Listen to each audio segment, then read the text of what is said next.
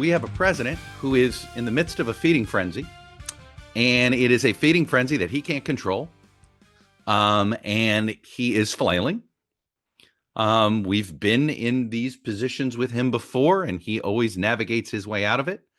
But this time is different. As I said in our previous episode, we've got a struggling economy, something that he's actually reacting to. That's fascinating, and I want to get to that also in this episode. But at the end of the day, what he's doing and how he's reacting to this Epstein situation is not exactly the way somebody who's innocent would be reacting. There's so many aspects of this that are strange when it comes to the way he's treated this story. I mean, I'll go back to something, and I know, just set aside everything you know about the story, but think about it in this way. Donald Trump has the ability to BS his way out of, he lies, sort of the way water flows out of a faucet, right? He's very comfortable doing that. And he'll say whatever it takes today to put off something that may be coming tomorrow. And if he's got to say something else tomorrow, he'll say something else tomorrow. The big head scratcher here on this one is why he has chosen to be so lenient on Ghislaine Maxwell. And to me, this is the part I want to focus on first, and then I'm going to get to what is clearly an overreaction to Marjorie Taylor-Greene and Thomas Massie, and I'll get to that in a second. But I keep coming back to this Ghislaine Maxwell. And again, when we get to my the time machine segment today, you'll see where I'm going. But the reason there's an assumption he's lying about something is because there's so many politicians that have preceded him over the last 50 years that have always lied to protect themselves first. And eventually the truth would come out. It just sometimes would take years, and in some cases decades. What's a head scratcher about the way he has treated Ghislaine Maxwell is he seems to fear her. And the question is, why does he fear her? She's in jail, number one. Number two, she was convicted of essentially helping Epstein traffic underage women. He could easily be wanting to throw the book at her. And instead of putting her in a club fed, he could be putting her in solitary or making her life even more miserable rather than trying to be lenient. And for whatever reason, he really wants her not to say anything bad about him, even though if she did, he could just simply say she's lying. He had a story that was plausible enough that would likely have kept everybody on his side, right? The story was Epstein was being a creep. He and Ghislaine were recruiting women from Mar-a-Lago. He had had enough. He kicked them out. End of the relationship. Why does he keep pulling Ghislaine Maxwell back into his orbit? And I'll just say this. There is something else in his life. There is something that she knows about. Perhaps there's something she assisted him with. Maybe it's a relationship he has or had with somebody. But there is something that hasn't come out that he apparently is petrified of that she knows, because there really seems to be no other explanation, because he could be behaving the exact opposite way. And the fact that he isn't is a head scratcher. And someday, maybe sooner, maybe it'll take a while, we'll find out for sure. Maybe she knows the origin story of his personal life. Maybe she knows things that we don't know about the origin story of his marriage. None of us know for sure. His behavior is making it easier to go down conspiratorial lanes. And it's almost like he is either purposely doing this to try to create more fog, which is not totally out of character for him, or there's something that Maxwell has that he just can't risk. And so he's got to figure out. So we'll see. Look, if he commutes her sentence and releases her, that will be, not just one red flag, right? That would be 1,000 red flags. But let's go to the other part of this story. which is his decision to punish Marjorie Taylor-Greene, unendorse her. We already know he's sicked his political machine on Thomas Massie trying to primary him. There's an interesting pattern here. Trump, I'm trying to figure out who has Trump dumped or pulled his endorsement from or tried to defeat in his side of the aisle who disagreed with him on an issue of substance, right? He went after those that voted to impeach him after January 6th, right? The 10, and he doesn't want to forget those. He's still got vendettas against anybody that voted to convict him in the Senate. Hence why I think there's still no endorsement for Bill Cassidy. And I don't think there will ever be an endorsement for Bill Cassidy in his Senate seat. But none of these, he is angrier at Massie and Greene for simply voting for transparency on the Epstein files than he's as angry at them as he was against the 10 House Republicans that voted to impeach him after January 6th. It is if this, and the irony is he's got plenty of ways that they're likely going to kill this, right? He's got the Senate. We'll see. I think if there's 100 or more House Republicans that vote with the Democrats on this, and I think there will be that many, I do think that once this vote goes on the record, there's a reason Mike Johnson wanted to try to just release the files as a unanimous consent, because he doesn't want a recorded vote. There's a whole bunch of House Republicans that don't want to have to vote against the president on this, but they're more petrified of not voting to release files having to do with a pedophile. So that's one.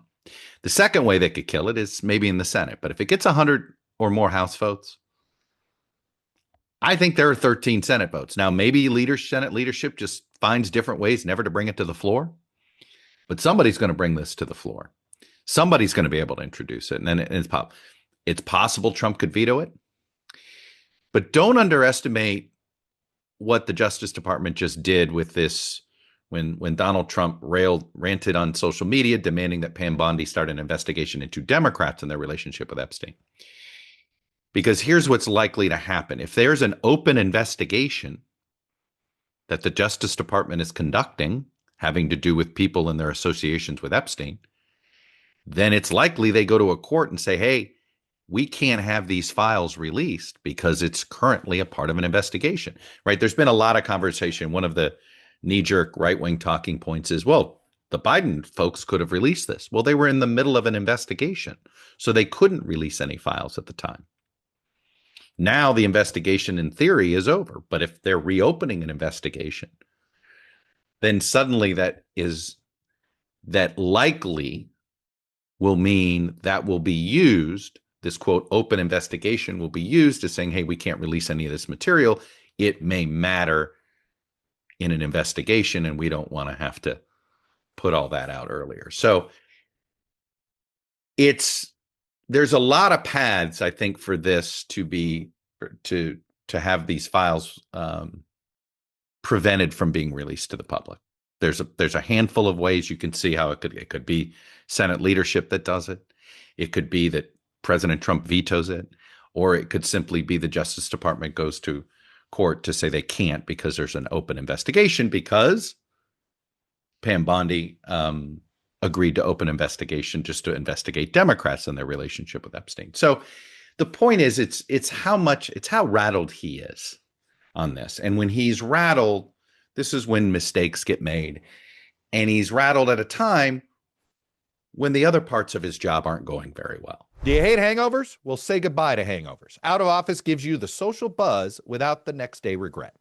Their best-selling Out of Office gummies were designed to provide a mild, relaxing buzz, boost your mood, and enhance creativity and relaxation. With 5 different strengths, you can tailor the dose to fit your vibe.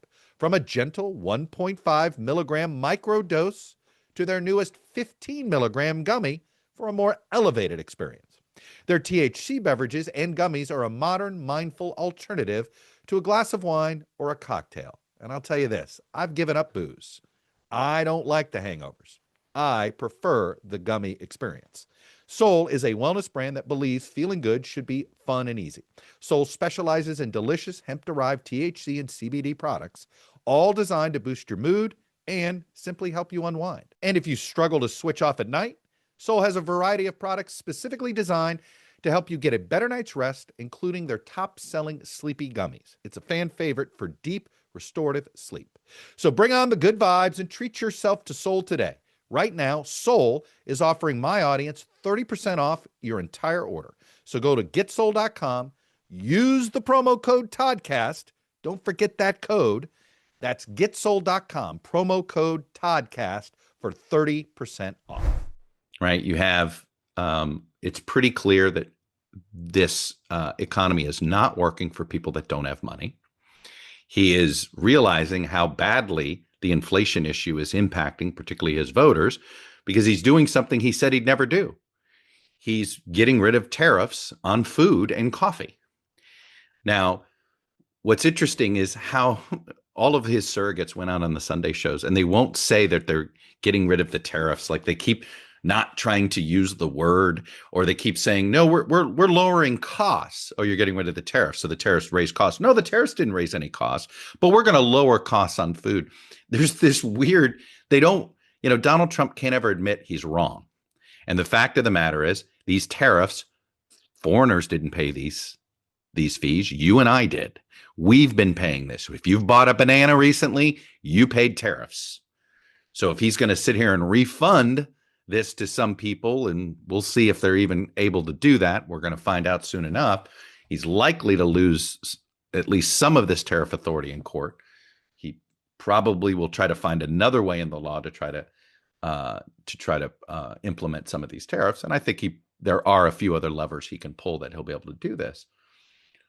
But the reality is that, despite everything he claimed that somehow Americans weren't going to be paying this tax, Americans have paid this tax. We have been getting more tax on food, particularly fruits, vegetables, stuff that comes from overseas, plus coffee.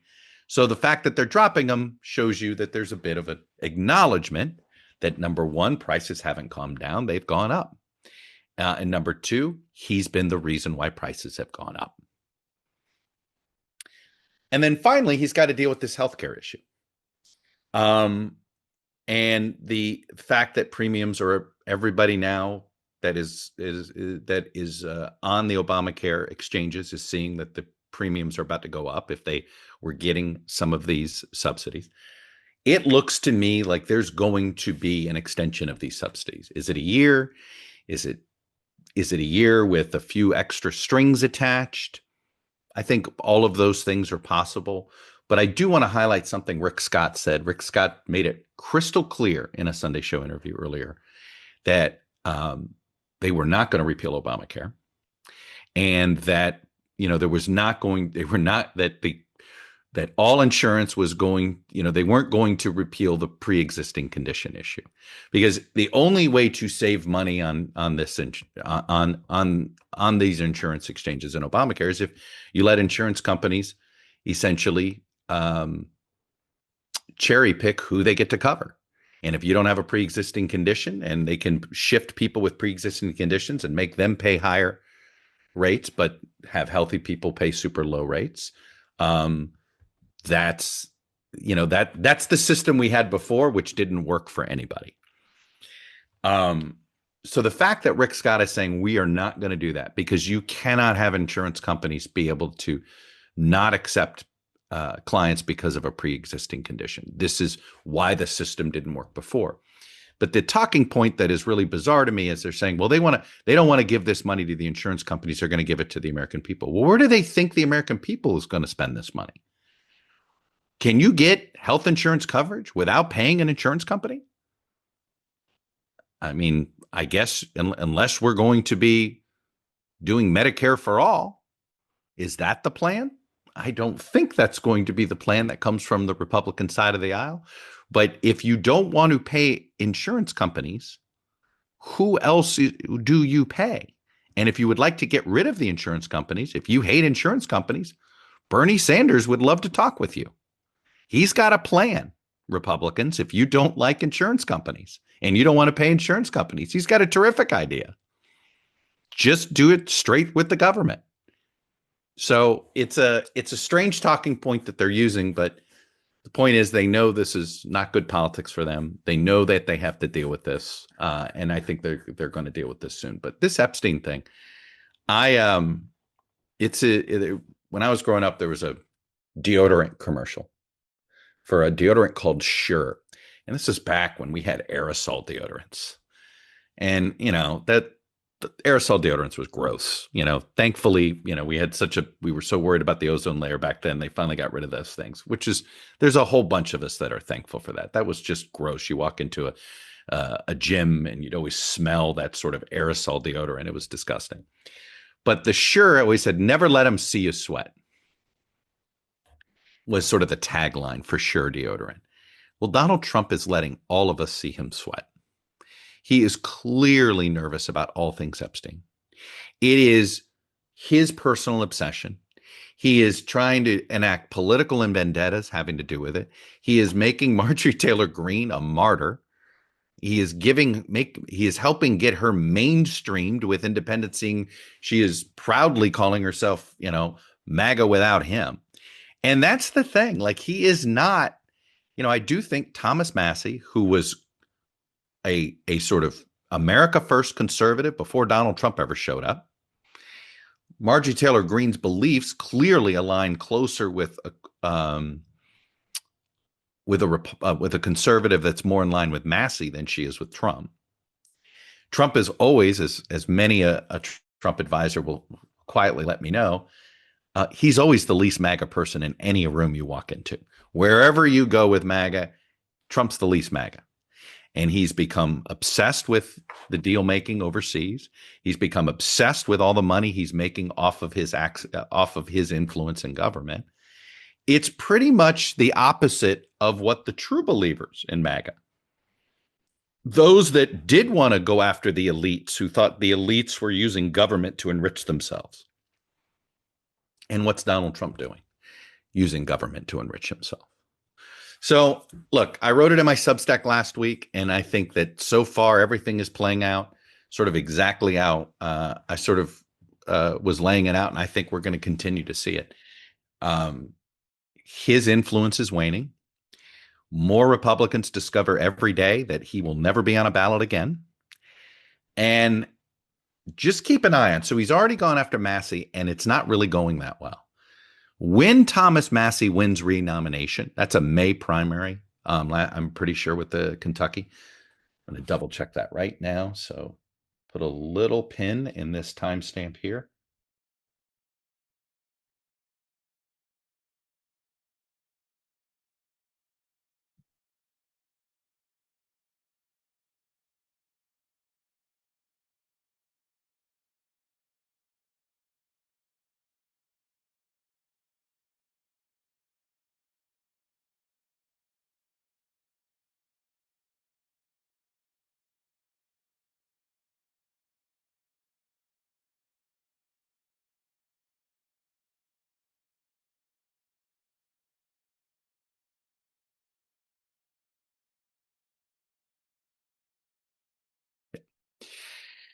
So Thomas Massie's primary is May 19th.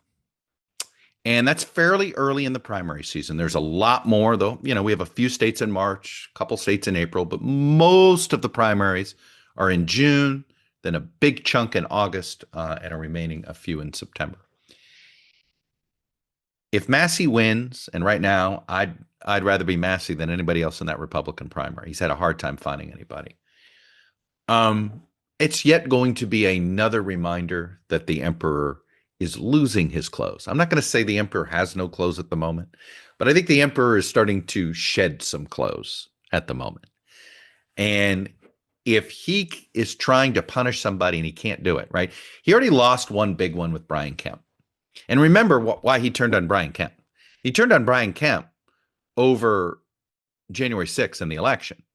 He turned on Brian Kemp because Brian Kemp wouldn't do an illegal act, right? Brian Kemp wouldn't abide by by Donald Trump's wishes. So again, this pattern. The only time Donald Trump wants to punish a fellow Republican is when they won't go along with something that just is bullshit, right? They won't go along on the Epstein files. They won't go along on January 6th. They won't go along on the election and whether they're.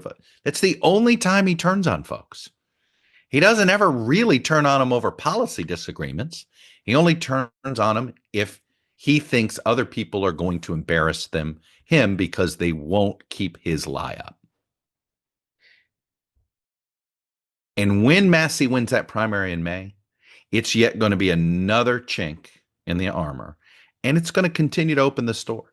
And it's just getting easier and easier to separate yourself from Donald Trump.